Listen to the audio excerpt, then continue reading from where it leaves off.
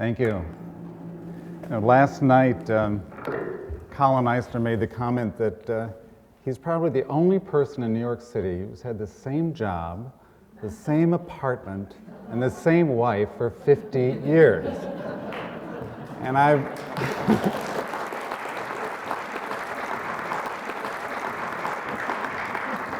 kind of mulling this over. I'm wondering if having the same job, the same wife, and the same apartment for 50 years allows one to think out of the box so easily. I think there's something to that. You certainly do. In his 1988 essay entitled, "What is Fermenting in That Head is Frightening," Henri Laureat, the director of the Louvre, relates how early in the artist's career, Degas' family felt he might never be successful as an artist because he never considered a painting to be finished. Laureat observed the perpetual need to rework something that might have been thought completed, to return yet again to a picture left for a while in the corner of a studio, inevitably gave rise to some uncertainties among his relatives as to the young painter's abilities. Now, many artists will rework a painting, but for Degas, he was notorious. Art dealers used to hide their paintings from him when Degas would visit because he might say, "Oh, let me just retouch this." He'd pick it up. Sometimes the dealer would never see it again. Sometimes you'd get it back 6 months later with a certain section overworked.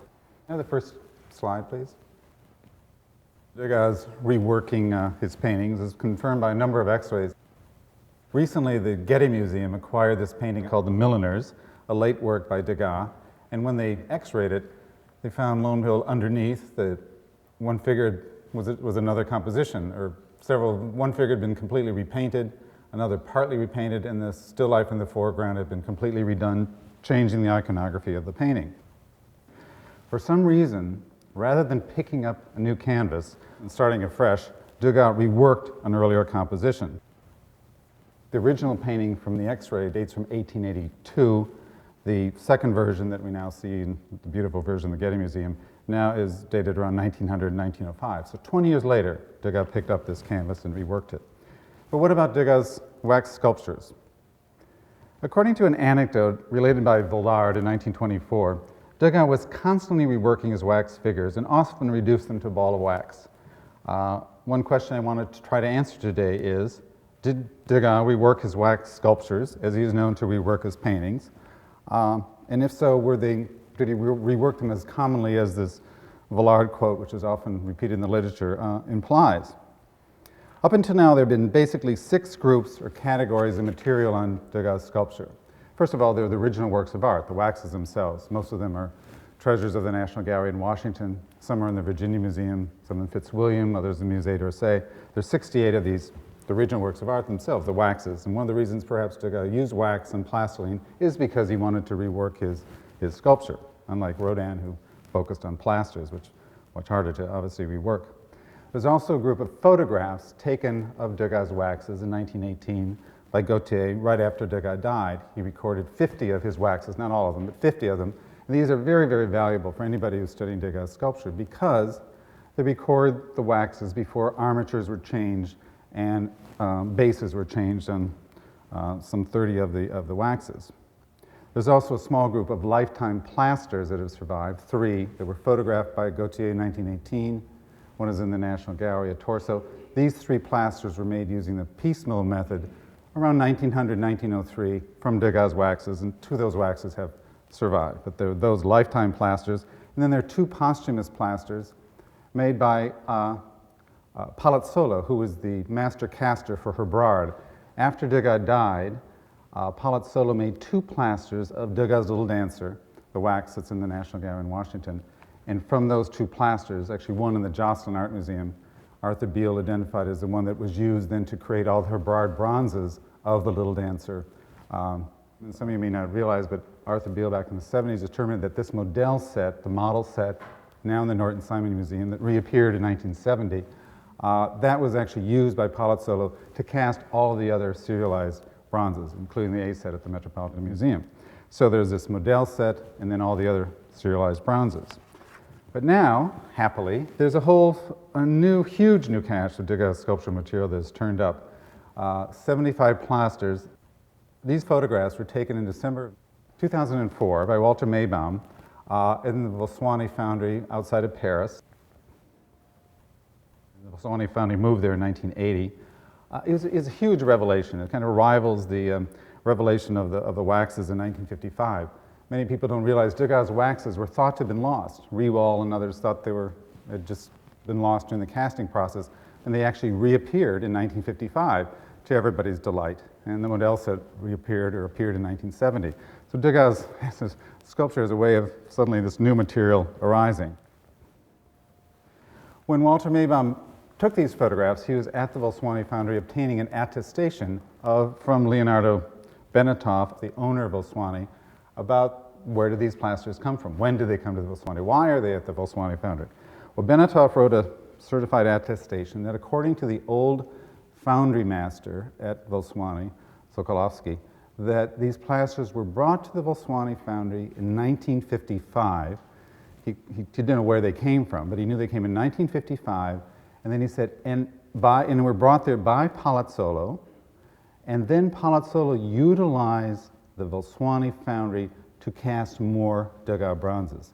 This is a bit of a shock to the art community, but actually there's been a huge amount of information documentation on this that I won't go into now, but basically we know the Herbrard foundry closed in 1936. The foundry closed. Suddenly new Herbrard bronzes started to leave France in 1955, 1956. Joseph Czeszkowski has documented these bronzes started to leave. The census of bronzes made at the Herbrard foundry by Anne Penjot were 560 bronzes made at the Herbrard foundry.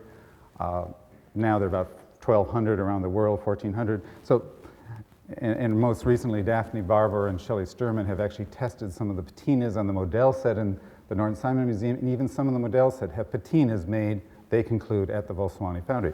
So it made sense. The documentation indicated that these bronzes were made at the Vaswani foundry by Herbrard. These are the foundry plasters. These are, everyone assumed, including Benetov and Walter Maybaum and others when they first studied them, that these plasters were made after Degas died from the waxes and utilized to make more bronzes at the Vaswani foundry. But as Colin Iser would always say, it's the works of art themselves that are the most important documents, not focus on the works of art. And after they arrived here in New York, I did focus on them. I hyper-focused on them. I became obsessed with them. My wife, anyway, she's put up with a lot. Anyway, I concluded that there is ample evidence that these plasters were actually made while Degas was alive and not made after his death. What is the evidence? Well, thankfully for all of you, a lot of it is just purely visual, and you can make your own decision. This one on the right is this plaster made, one of those found at the Vaswani foundry, and on the left is a Herbrard bronze. Now, in studying this, there are a number of forms that were similar, although crisper on the plaster, but one thing that was really quite different is on the plaster, the figure's left foot went off at about a 30-degree angle from her knee, but on the bronze, the left foot actually goes back almost a 45-degree angle. It's almost impossibly turned back, and also there's this crack here in the knee. Why? Well, thankfully, we have the 1918 photograph taken by Gautier of Degas' wax after the artist died, and you can see, obviously, the left leg was broken at the knee, and now the wax has been repaired. To my mind, it makes sense that Degas made his wax, a plaster was made with a 30-degree angle, later on the wax broke, was then repaired, the foot was put off in another angle, and then the bronzes in the wax today recorded a slightly different position of the foot. I have this careful slide made of this figure here. It's called Dancer Holding the Right Foot and Right Hand. I wanted to point out that while many details on this match the Herbrard bronze, the buttocks of the figure is totally different, but I couldn't find a single image of the bronze that really shows her buttocks in a similar position. It's always kind of hidden behind, but this way you can even see from here, the bronze is quite completely different from the plaster. What happened? Well, in their 2009 publication on the Model bronzes in the Norton Simon Museum, Daphne Barber and Shelley Sturman published this X-ray of the wax, and they pointed out that at some point the buttocks and the upper part of the thigh fell off and was then put back on using these nails. To my mind, the logical conclusion is Degas made his wax. The buttocks was actually anatomically correct. The plaster recorded that particular moment in time. Then the wax fell off. It was repaired. Whether it was repaired by Degas or after Degas died, I don't know. But it was repaired, and then that's the buttocks that you see. And you can actually see this bronze up in the Metropolitan Museum, and you can take a look at the buttocks. When I went out I went out 3 times to Pasadena with detailed photographs of these plasters, and when I came across this buttocks, I mean, it was just totally different. And something happened, but now, just 2 months ago, this X-ray was published to explain it. There's actually another wax by Degas that has that kind of bulbous buttocks, if you will, like the plaster I showed you. And there was actually a photograph of that taken when Degas died. Here's, again, another plaster. Now this has actually been cleaned. This is when it had this acrylic coating on it. And here's the Herbard bronze.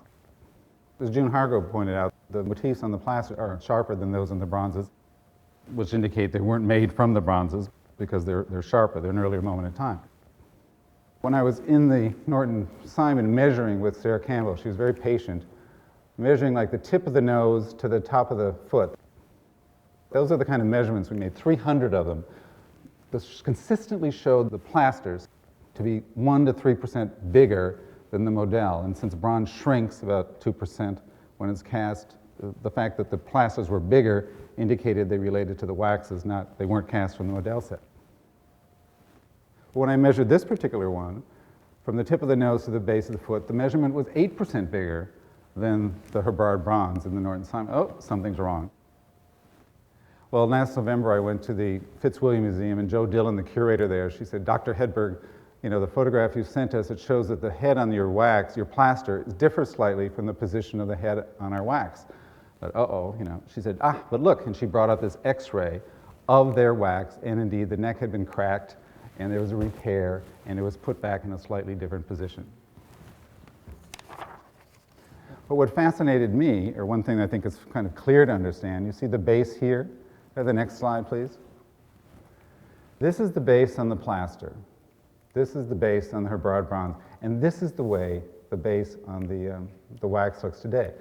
When, to my mind, it makes sense, when Degas was alive, the perfectionist, they had these little bent-over nails. When this armature came down and around the base, Degas attached it with these bent-over nails. When he had the plaster made, he put little bits of wax on top of the nails, covering it up. The plaster was made. Over time, wax doesn't necessarily stick well to metal. They fell off.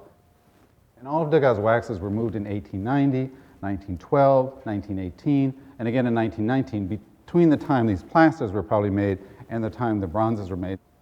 So things would fall off, and sometimes things got a little changed and whatever, not necessarily Degas. It wasn't Degas' creative process to have this wax fall off. This is another plaster on the right that the original wax is in the Fitzwilliam. There's the bronze. Here, when I measured the figure, it was, I forget, like 2.5% bigger than the bronze, but the base was a different size than the base on the model set. But when you look at the bases, when this plaster was made, there were 4 very neat little U-shaped nails going around the base. Later, when the base was changed, there's a flat-headed nail, another flat-headed nail, a bent-over nail, one U-shaped. There are 3 different kinds of nails recorded by the Herbard bronze and on the wax today. Again, to my mind, indicated this was an earlier moment in time when this is the base, those were the nails, and that was later changed. Last one. This is the plaster of the masseuse. This is the 1918 photograph taken right after Degas died. Now you notice this kind of flat area with the tooling on either side. If you go to the Metropolitan Museum, this work is on view. If you look at this particular detail, it's much softer. Because it's made from the model set, it's much softer. So if somewhere computer generated or copying from the wax, you couldn't get back that kind of detail. But you can see it on the 1918 photograph of wax. But look at the side of the chaise. It's completely different. The chaise in 1918, there's wax on the side. Dick Stone, he studied this early on, pointed out, he said, wait, that's cast from wood. The rest of it is cast from wax. That's wood there. What would indicate to me is that Degas' original, let the armature show through, the wooden armature show through underneath. The plaster is made, comes back to studio. The next day, 10 years later, I don't know, but at some point, Degas added some wax aside. He didn't like that flat kind of detail. It looked like this in 1918, and this is where the wax looks today, and this is where the bronzes are. Again, this is clear, not made from the bronzes. Now, Jai mentioned that this controversy, and actually there's a lot more consensus than people realize. I mean, people that have helped look at this, Ian Wardropper, Dick Stone, Stuart Feld, these were not computer generated. There was carbon dating, another thing that puts them before 1955, and details like I've shown you there. They're not computer generated. They're not made from the model set because they're bigger. Arthur Beale also did his own independent measurements. So there is a lot of consensus. If they're not computer generated and they're not made from Degas' bronzes, there are only two possible conclusions. They're either made from Degas' waxes or they were made from copies of Degas' waxes. These are plasters. They're made with molds. They're mold lines. They're not carved in plaster. So they're either made from the waxes or made from copies of the waxes. This is what totally convinced me that they were made from the waxes. I couldn't conceive of anybody making a copy, making the armature, building it up, measuring the wax, getting it exactly 2 to 3% bigger, making that little tooling on the back of the masseuse exactly like the bronze, and then making this so different and so carefully different. When you look at this, the edge on there is just beautifully done. I mean, this is Degas.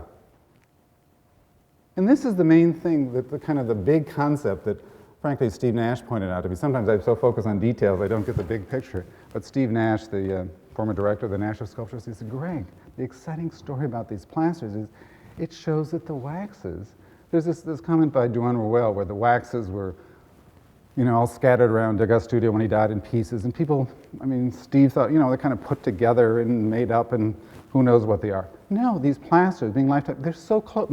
I can show you about, and a whole number of them were so close to the waxes. They show that Degas' waxes, when he died, these are recording the artist's models the way they should be. This is what's so kind of exciting about them, and shows the waxes, which are the original works of art, these are not kind of put together after Degas. Yes, a buttocks was repaired here, and I can show you another one where the arm was repaired, but it wasn't like reduced to balls of wax, constantly being redone. Once Degas allowed a plaster to be made of his wax model, he may tweak the side of a chaise or do a couple little tooling details, but he didn't rework them totally. Once he allowed a plaster to be made, he kind of left them and went on to other things. That, to my mind, is the exciting thing about these plasters that look so extraordinary. Documentation. The only possibility, anybody wants it, I'll send them 25 pages on this. I'll try to do it in one. There's very little documentation in Degas' sculpture. I think the only person who could possibly have made these plasters is Bartolome, Albert Bartolome. He was Degas' best friend. He became a sculptor in 1887 at Degas' urging. And there's a letter from Degas to Bartolome written in, according to Ted Reff, August 30th, 1892. Degas writes to Bartolome, "The moment I return, I tend to pounce upon Madame Caron, a bust he was making. You should already reserve a place for her among your precious bits of plaster." Now we found out that Bartolome was a fairly wealthy man. So if he had a precious bits of plaster, a collection of Degas plasters, where were they? All we knew was that these plasters came to the Volswani Foundry in 1955. Well, Louise d'Argencourt in Paris, my urging, she went and did some archival research on Florence Letessier, who was Bartolome's second wife. Bartolome died in 1928. So where were the plasters from 28 to 55? Florence Letessier lived on in Bartolome's old apartment and studio until 1955. And in 1955, there was an inventory made, and in the studio it said, his whole art collection survived, but there was a listing, important collection of plaster studies.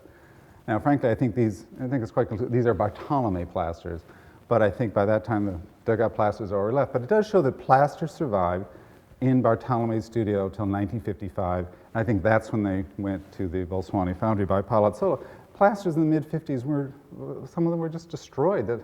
Anyway, they weren't highly valued in the 50s, even plasters by Degas, but they naturally would have made some sense with Palazzolo and going to the Volsuani foundry. Bartolome reported after Degas died that while Degas was alive, he took him, Degas, to his foundry maker, or mold maker. So there's also that bit of evidence. And also Degas once referred to Bartolome as my dear friend and perhaps fondeur. Well, a fondeur is somebody who makes bronzes typically from plaster. So not much evidence, but some slightly. Now, what brought these plasters to light? Well, nowadays things start with an email. In the winter 2004, I got an email from a young French dealer named Alex Cornu.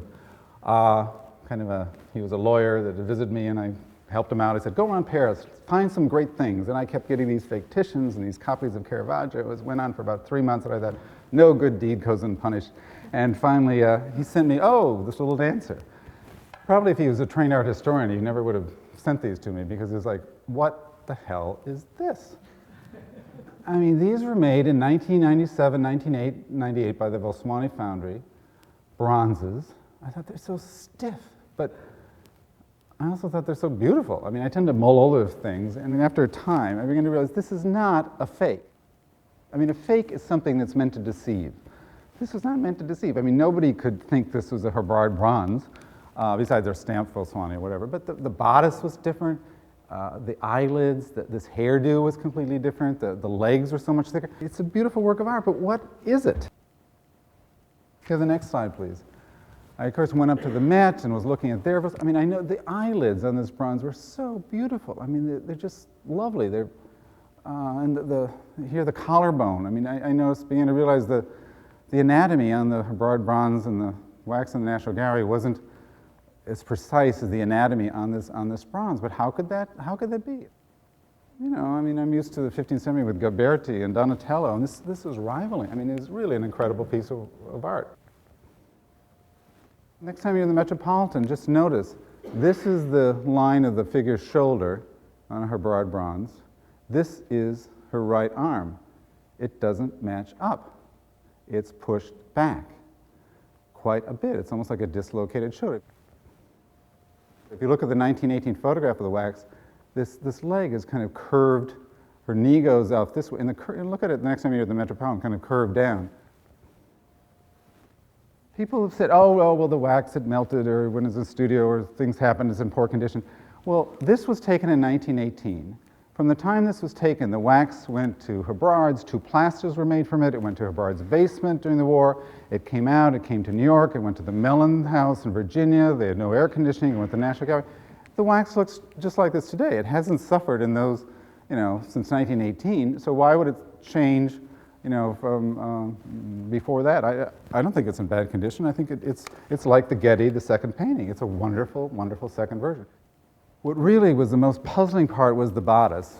And the bodice on the wax today was long thought to be silk, but now it's cotton file or very fine silk. The bodice represented on the Volsuani bronze is actually a much coarser material, and it was made by strips being added on, strips of fabric being added on, then wax on top, then tooled. And these buttons are made by a man. I mean, they're just round balls of wax. This bodice was not made by Degas. And this is not me saying this is Richard Kendall. He concluded, rightly so, these are silk-covered buttons, real buttonholes. On the side right there are real buttonholes and buttons that actually function.